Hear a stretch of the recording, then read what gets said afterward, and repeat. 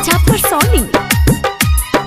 Angika recording studio Rupauli Purnia Bihar. राह ऐसन धरा के गेले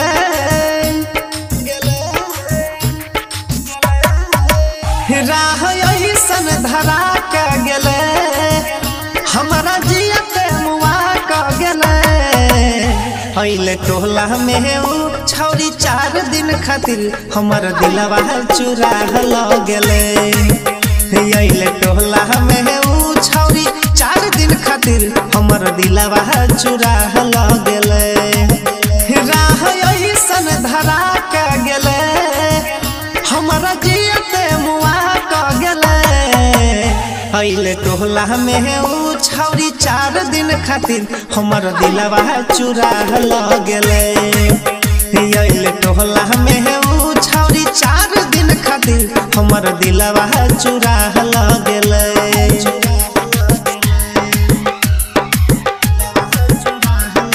डीजे मिट्टू राजा परसोनी।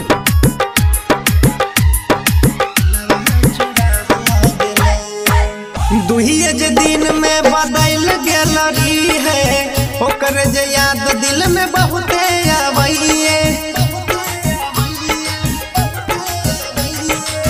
दुहिए जे दिन में बदल गेलरी है ओकर जे याद दिल में बहुते आबैये झूठे वादा क के गेले सपना झूठा दिखा के गेले अइले टोला में उ छौरी 4 दिन खातिर हमर दिलवा चुरा ल गेले अइले टोला में उ छौरी 4 दिन खातिर बाकी हलफा मचा के गेले।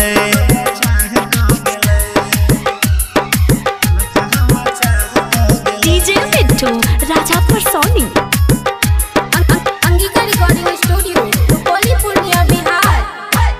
रात में ना नींद आवे छीन ललक चैना राइटर दिल खुश के न जीवे ओकरा बिना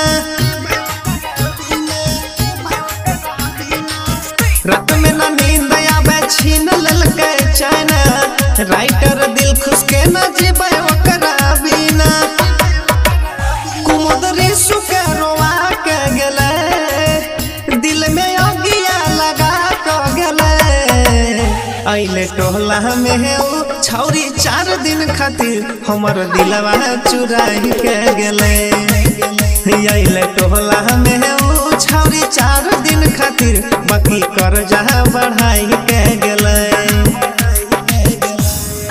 अंगिका रिकॉर्डिंग स्टूडियो रुपौली पूर्णिया बिहार।